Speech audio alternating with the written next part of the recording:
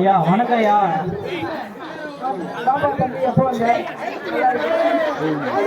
நான் நல்லா இருக்கேன் ஐயா. இப்பதான் ஐயா ஊர்ல இருந்து எங்களுக்காக லீவ் விட்டுருக்காங்க. ஹோலி பண்டிகை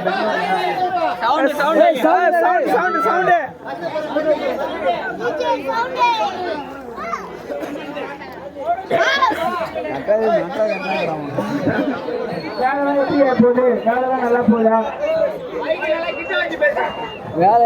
ஐயா வேலைலாம் எனக்கு நல்லா போகுதுங்க ஐயா.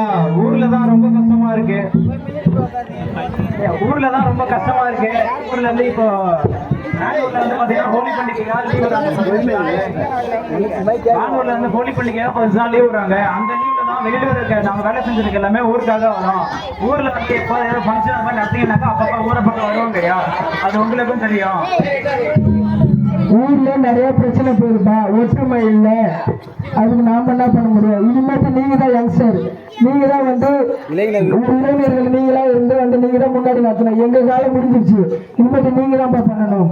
ஐயா நீங்க சொல்றது சரிதாங்க ஐயா. நாங்க வந்து வெளியில சம்பாதிக்கிறதுக்காக எங்களுக்கு குடும்பம் குட்டி ஆயிடுச்சுன்னு நாங்க வந்து சம்பாதிக்கணும் அப்படின்னு ஒரு நோக்கத்துல வெளியூர்ல குழப்ப தேடி போயிட்டு இருக்கோம். ஊர்ல வந்து ஒரு கல்யாணம், காது குத்து இந்த மாதிரி வரது இல்லாம ஒரு திருவிழா, ஒரு கோவில் விசேஷம், ஒரு ஃபங்க்ஷன் இந்த மாதிரி இதெல்லாம் சொன்னீங்கன்னாக்கா நாங்க வருவோம் ஐயா. நீங்க ஊர்ல இருக்கீங்க, இதை பத்தி நீங்க ஏதாவது சொல்லணும் ஐயா. புரியுதுப்பா, ஒன்ன மாதிரி ஆள் நிறைய குழப்ப தேடி வெளியூருக்கு போறாங்க, ஸ்கூல் போறாங்க, காலேஜ் போறாங்க. சொன்ன உடனே காலேஜ் போயினா வந்துட்டான். எப்போ வந்த? இன்னைக்கு தான் தம்பி வந்தேன். ஊர்ல லீவ் விட்டு இருந்தாங்க, எனக்கு வேலைலாம் முடிஞ்சிருச்சு. ஹோலி பண்டிகைக்காக ஊர்ல இருந்து இருந்தேன். நீ தான் காலேஜ் போய் ஜாலியா கலக்கிற போல.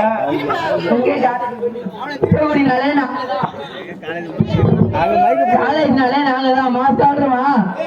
சரதா தம்பி என்ன காலேஜ்லாம் எப்படி போகுது? டிபார்ட்மெண்ட் பத்திலாம் கொஞ்சம் சொல்லு. காலேஜ் எப்படி போகுதுன்னு. இந்த மாதிரி திரும்ப பிசியானே நாங்க தான். பிசியானே நீங்க தானா? காலேஜ்ல நீங்க தானா? ஆமா, காலேஜ்ல ஃபர்ஸ்ட் இயர் தான் நாங்க தான் வெயிட். ஐயோ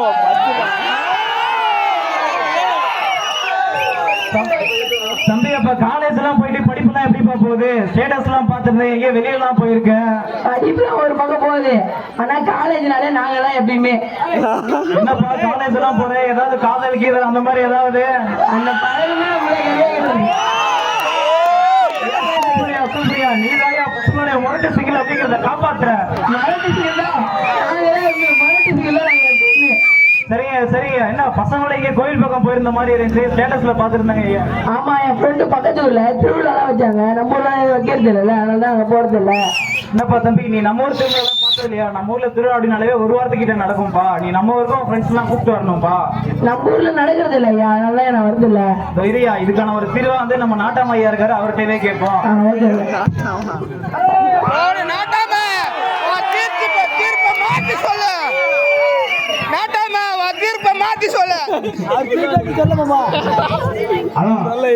நம்ம ஊர் நாட்டாம நல்லா தீர்ப்பா சொல்லுவாரு சொல்லிட்டு அவர் சொன்னாங்க போறாங்க.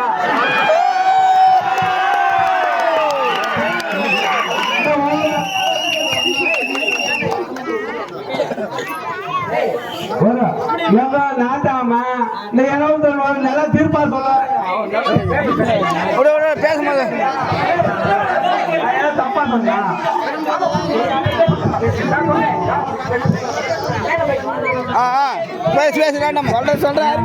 நீங்க சொல்லுங்கய்யா. நம்ம காலேஜ் பையன் பக்கத்து ஊர்ல போய் திருவிழா பார்த்துட்டு வந்து நம்மகிட்ட சொல்றான், நான் இருக்கும்போது நம்ம ஊர்ல திருவிழா எல்லாம் பார்த்ததுங்க ஐயா. இப்ப நம்ம பையன் காலேஜ்ல போறான், பக்கத்து ஊர்ல திருவிழா நடக்கிறத அவன் போய் பார்த்துட்டு நம்மகிட்ட சொல்றாங்க ஐயா. நம்ம ஊர்ல திருவிழா அவன் பார்த்தானா இல்லையான்னு கூட தெரியல. நாங்கெல்லாம் பொழப்பு தேடி வெளியில போனவங்க எல்லாருமே பாத்தீங்கன்னாக்கா வெளியில குழந்தை இருக்கு, அங்கேயே சிலதான். இது மாதிரி ஊர்ல ஒரு திருவிழா அப்படின்னாக்கா ஊருக்கு நாங்கெல்லாம் வர முடியுங்கய்யா. நீங்க ஒரு நல்ல இதுவா சொல்லுங்கய்யா.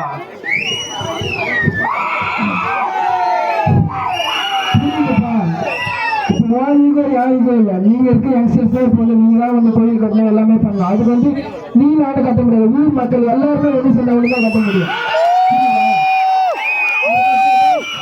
இப்போ பெங்களூர் மெட்ராஸ்ல இருக்காங்க, அவங்க வந்து நம்ம ஊர்ல திருநாள் நடக்கும் அப்படின்னு ஆசைப்படுவாங்க. அவங்க அங்கிருந்து வெளியூர்ல போய் பார்ப்பாங்க, நம்ம ஊர்ல திருநாள் நடக்காது அப்படின்னு அவங்க யோசிப்பாங்க. நீங்க சொல்றது சரிதாங்க ஐயா. ஊர்ல வந்து நாங்கெல்லாம் வெளியில இருக்கோம், ஊர்ல இருக்கிறது நீங்க இளையும் பட்டதாரிகள், அவங்க எல்லாருமே ஒற்றுமையா இருந்தாக்கா பண்ணிக்கலாம் நீங்க சொல்றீங்க. அதுக்கான ஒரு முன்னறிவா நீங்க ஏதாவது சொல்லணும் ஐயா. எங்க சொல்றது, போனு கொடுத்தாலும் உங்க பாருங்க உட்காந்து கேம் ஏதாவது அதுக்கு என்ன பண்ண முடியும்? ஐயா சரிங்க. இது மாதிரி நம்ம இருக்கும்போதெல்லாம் பாத்தீங்கன்னாக்கா ஊர்ல வருவோம் பசங்க எல்லாம் ஒண்ணா சேர்ந்து லீவ் அப்படின்னாக்கா விளையாடுவியா. இப்ப இருக்கிற பசங்க கிட்ட வந்து போனை கொடுத்து உடனே உட்கார வச்சுறாங்க. போன் இல்லைனாக்கா எதுவுமே இல்லைங்கிற இதுக்கு இப்ப கொண்டு வராங்க. இப்ப வந்து பாத்தீங்கன்னாக்கா வந்து பேரண்ட்ஸ் கிட்ட அழுதாக்கா உட்காந்து சாப்பிடல 2 நாள் சாப்பிடல அப்படின்னாக்கா உடனே போனை வாங்கி கொடுத்துறாங்கயா. அதெல்லாம் என்னங்க பண்ண முடியும்? 2 நாள் அழுதா போதும் உடனே போனு, 10 நாள் அழுதா சாப்பிடல அப்படின்னா போதும் பைக் வாங்கி கொடுத்துறாங்க. பசங்க என்ன பண்றாங்க? போன்ல என்ன பண்றாங்க எதுவுமே தெரிய மாட்டேங்குதுங்கய்யா. இந்த மாதிரி விஷயத்தான் நீங்க ஊர்லயே இருக்கீங்க. நம்ம ஊர் பசங்களும் இந்த மாதிரி எதுவும் ஆயிரக்கூடாதுன்னு சொல்லுங்கய்யா. எங்க காலத்துல எங்கப்பா போனு ரேடியோ ஒண்ணுதான். சரிதாங்க ஐயா. இப்ப இருக்கிற காலத்துல வந்து போன் வந்து ஒரு அத்தியாவசியம் தான் இல்ல இல்ல. ஆனா இதுல வந்து பேரண்ட்ஸ் படிச்சவங்க இருக்கிறத விட படிக்காதவங்க பாத்தீங்கன்னாக்கா போன் யூஸ் பண்றாங்கய்யா. அதனால வந்து குழந்தைங்க கிட்ட போனை கொடுக்கறது வந்து கொஞ்சம் தவிர்த்துக்கோங்க. அப்படி போனை கொடுத்தாலுமே போன்ல வந்து அவங்க என்ன பண்றாங்க ஏது பண்றாங்க கொஞ்சம் பாருங்க. இப்போ இருக்கிற காலகட்டத்துல வந்து போன் யூஸ் பண்றாங்க எல்லாருமே நிறைய கேம் விளையாடுறாங்க, அதை டாப் அப் பண்றாங்க.